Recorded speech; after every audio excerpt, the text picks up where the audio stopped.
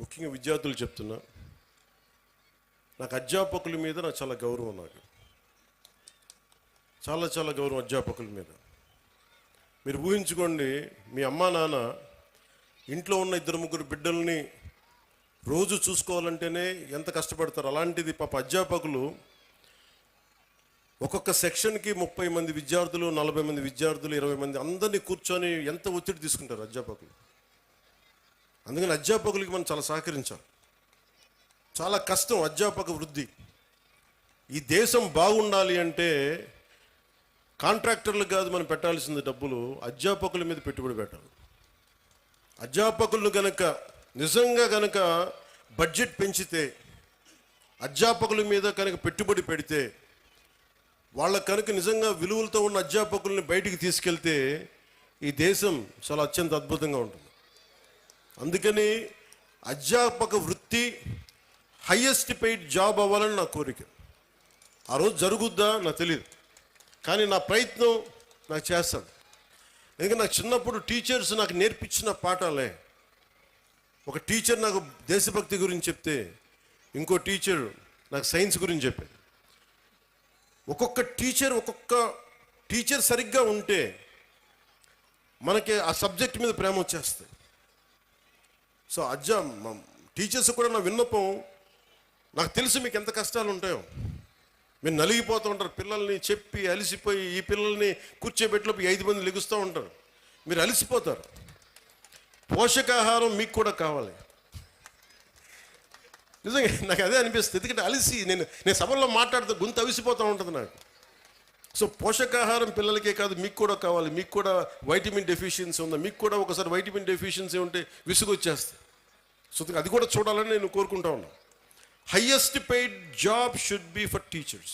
ఈ దేశం బాగుండాలి. ఎందుకంటే మీరు సరైన టీచరు ఒక్కళ్ళు దొరికితే దేశం తాలూకు దిశానిర్దేశాన్ని మార్చేస్తారు.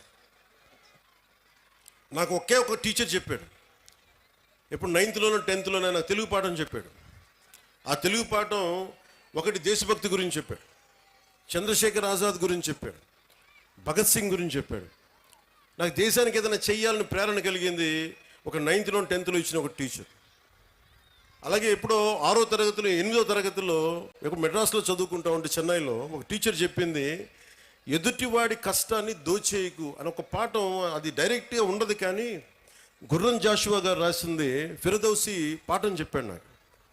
మాట ఇచ్చి నా గురించి నువ్వు నా కోసం శ్రమ కూర్చి రాయి అని ఇచ్చిన తర్వాత ఆ రాజు ఫిరదౌసికి డబ్బులు ఇవ్వడం.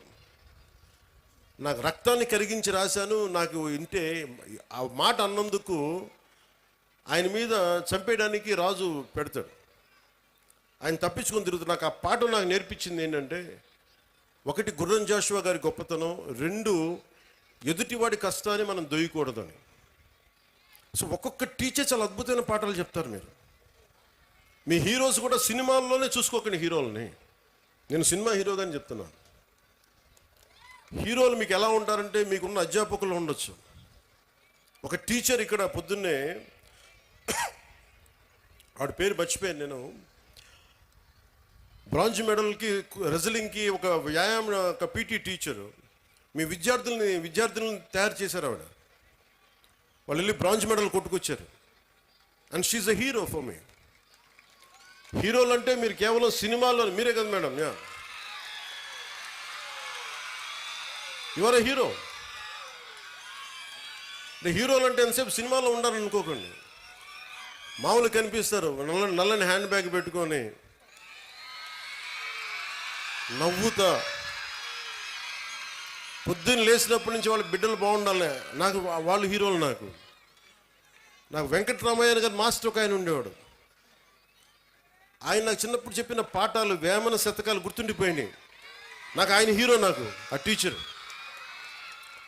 సో మీరు గొప్ప గొప్ప వ్యక్తులతో పాటు మీ సినిమాలకు వెళ్ళండి, ఆనందించండి, అన్నీ చూడండి, కానీ మీకు నిజమైన విలువలు మీ కళ్ళ ముందే ఉంటారు. మీ అమ్మ నాన్న ఎంత కష్టపడతారో చూడండి. మా అమ్మ నాకు నేర్పించింది ఏంటంటే, మా అమ్మ నాన్న ఎక్కువ చదువుకోలే. మా నాన్న 10th క్లాస్తో ఆపేసినట్టున్నాడు, మెట్రిక్ తోటి. తర్వాత ఆయన కానిస్టేబుల్ నుంచి ఉద్యోగంలో ప్రమోషన్స్ మీద వచ్చినాయి. మా అమ్మ 5వ క్లాస్తో ఆపేసింది. కానీ వాళ్ళిద్దరి విలువలు ఎంత మంచి విలువలు అంటే, రోజు మా అమ్మ సాయంత్రం సంధ్యా సమయం అవ్వగానే దీపం ఇంట్లో లైట్ వేసి దండం పెట్టుకునేది. నేను 2-3 సార్లు చూశాను, ఎవరికమ్మా దండం పెడుతున్నావు అన్న. ఏ దేవుడికి దండం పెడుతున్నాను అడిగితే మా అమ్మ అంది, నేను థామస్ ఆల్వా ఎడిసన్కి దండం పెడుతున్నాను అన్న, మనకి లైట్ ఇచ్చినందుకు, మన బల్బ్ ఇచ్చినందుకు, ఎలక్ట్రిక్ బల్బ్. ఆ విలువ చదువు వల్ల రాదు. నా పాయింట్ ఏంటంటే, మీరు పిహెచ్డీలు చదవండి, ఇంకోటి చదవండి, కానీ విలువతో కూడిన విద్య చాలా అవసరం. సో మీ తల్లిదండ్రులు అలా అంటాడు. నా తల్లి హీరో, నా తండ్రి నాకు హీరో. ఎందుకంటే కష్టపడ్డాడు మా నాన్న. అలా మీ తల్లిదండ్రులు కూడా మీకోసం కష్టపడుతూ ఉన్నారు. విద్యార్థులు మీరు చూడాలి. పాపం మీ అమ్మగారు పొద్దున్నే లేచి మీకు బ్రేక్ఫాస్ట్లు చేసి, టిఫిన్లు చేసి, మధ్యాహ్నానికి ఏదైనా మళ్ళీ ఇంటికి వస్తే ఏదైనా తింటామని చెప్పి, వాళ్ళ కష్టాన్ని కూడా మనం గుర్తించామనుకోండి, తల్లిదండ్రుల కష్టం, వాళ్ళ చిన్నపాటి బరువు తగ్గిస్తే చాలు. ఇంటికి వెళ్ళి స్కూల్కి వచ్చి మన అధ్యాపకులకు చిన్నపాటి బరువును తగ్గిస్తే చాలు, మనం చాలా ఎదుగుతాం. అలాగే నా కోరిక అంతా ఏంటంటే, మీరు అద్భుతంగా అవ్వాలి. 21వ శతాబ్దం మీది. మీరు ఎవరిని ఆచరిస్తారు, ఎవరిని చూస్తారు, మీరు వాళ్ళ తయారవుతారు. మీరు ఎంతసేపు సోషల్ మీడియాలో ఏమి చూస్తారో మీరు అదే అవుతారు. గుర్తుపెట్టుకోండి, యద్భావం తద్భవతి. మీరు ఎలా ఆలోచిస్తారో మీరు అలాగే తయారవుతారు. మీరు ఒక ఐన్స్టైన్ లాగా అవ్వాలనుకుంటే మీరు ఐన్స్టైన్ అవుతారు. లేదు, మీకు ఇష్టమైన ఒక వ్యక్తిని, ఎంత స్థాయి ఉందో మాకు తెలియదు, అతలా తయారవుతారు. కానీ విలువలు పాటించే వ్యక్తుల్ని మీరు ఆదర్శంగా తీసుకుంటే తప్ప మీకు మంచిది కాదు. నేను ఎప్పుడు కూడా నాకు చాలామంది సినిమా హీరోలు నాకు చాలా ఇష్టం. కానీ నేను తీసుకున్న హీరో నా టీచర్స్, నా హీరోలు. ఒక స్పోర్ట్స్ పర్సన్, ఒక వనజీవి రామయ్య, లేదంటే ఒక దశరథ్ మాంజీ. వాళ్ళు నడిస్తే రికార్డింగ్లు ఉండవు. నా సినిమాలు వేసినప్పుడు నేను నడిస్తే వెనకాల రికార్డింగ్లు ఉంటాయి. గెడ్డం ఉంచుకున్న సింహంలో డైలాగులు చెప్తే రికార్డింగ్లు ఉంటాయి. కానీ నిజమైన హీరోలకి రికార్డింగ్లు ఉండవు. కార్గిల్లో మన కోసం చచ్చిపోయిన హీరోలకి రికార్డింగ్స్ ఉండవు. దేశ భద్రత కోసం చచ్చిపోయారు వాళ్ళకి రికార్డింగ్లు ఉండవు. మనం గుర్తుపెట్టుకోవాల్సింది వాళ్ళని. మనం గుర్తుపెట్టుకోవాల్సింది మన కోసం కష్టం తెలియకుండా మనల్ని కాపాడే మన తల్లిదండ్రుల్ని, గొంతు చించుకొని మనం బాగుండాలని చెప్పి మన అధ్యాపకుల్ని, మన టీచర్స్ని. ఇంకా అన్నిటికంటే కూడా, ఇందాక దారిలో వస్తూ ఉంటే మనకి చాలామంది మీకు శానిటేషన్ కోసం పనిచేస్తూ ఉన్నారు. మనకి వీధుల్ని శుభ్రంగా తుడిచే మన కుటుంబం అది. మన శానిటేషన్ వర్కర్స్కి మీరు గౌరవం ఇవ్వండి. అలాగే జపాన్ లాగా, నేను చిన్నప్పుడు మా ఇంట్లో బాత్రూమ్ నేనే కడిగేవాడిని. మా నాన్న మా అమ్మ మా చేత కడిగిచ్చేవాళ్ళు. అలాగే మన స్కూల్ బాత్రూమ్స్ కూడా జపాన్లో స్టూడెంట్స్ బాత్రూమ్స్ వాళ్ళే కడుగుతారు. ఇక్కడ మనం వేరే వాళ్ళ చేత చేయిస్తాం. సో విద్యార్థులకి ఎప్పుడైతే మనం అలాంటి పనులు చేస్తామో, అంటే మనం వాడిన బాత్రూమ్స్ మళ్ళీ మనం కడగం, ఇంకెవరో కడగాలి, అలా కుదరదు. ఆ కల్చర్ అలవాటు చేసుకుంటే భవిష్యత్తు మీకు చాలా ఉన్నత స్థాయిలో ఉంటుంది. డిగ్నిటీ ఆఫ్ లేబర్ మీకు అలవాటు అవ్వాలి. నేను అందుకనే ప్రతిసారి పారిశుద్ధ కార్మికులకి నేను ఎందుకంత గౌరవిస్తానంటే,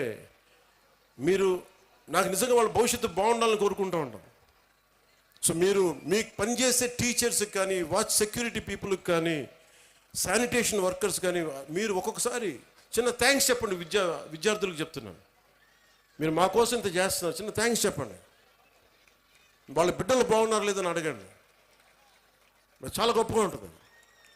మా ఇంట్లో కొంతమంది మాకు సహాయానికి అప్పుడప్పుడు ఎవరైనా వస్తే వాళ్ళ బిడ్డల కోసం నేను నా దగ్గర ఉన్న డబ్బులు ఇచ్చేవాడిని. వాళ్ళు ఎంత ఆనందం వేసేదంటే వాళ్ళ కళ్ళల్లో డబ్బులు ఇచ్చిన తర్వాత వాళ్ళకి అది మన వైపు కాంట్రిబ్యూషన్లా ఉండేది నాకు. సో మీరు నేర్చుకోవాలి అంటే, heroes are all over, not just in cinema. మీకోసం పాఠాలలో ఉన్నారు హీరోస్, సరిహద్దుల్లో పనిచేస్తున్నారు, దేశం కోసం పనిచేసి ప్రాణాలను పణంగా పెట్టి చచ్చిపోయే పోలీస్ కానిస్టేబుల్స్ ఉన్నారు. కష్టం తెలియకుండా మేధస్సుతోటి పనిచేసే కలెక్టర్లు, ఐఏఎస్ లాంటి వాళ్ళు ఉన్నారు. మీరందరూ కూడా వాళ్ళని ప్రేరణగా తీసుకొని మీరు కూడా ఉన్నత స్థాయికి వెళ్ళాలని మనస్ఫూర్తిగా కోరుకుంటూ, మీ అందరికీ బంగారు భవిష్యత్తు ఉండాలని మనస్ఫూర్తిగా తెలియజేస్తుంది. ముఖ్యంగా ఇక్కడికి వచ్చిన తల్లిదండ్రులకి ఈ సమగ్రమైన ఈ తల్లిదండ్రులు అధ్యాపకుల ఈ కలయికని మీరు మరింత బలంగా ముందుకు తీసుకెళ్ళాలని కోరుకుంటూ, చాలా సహనంతో ఇక్కడికి వచ్చిన నాయకులందరికీ ధన్యవాదాలు తెలుపుకుంటూ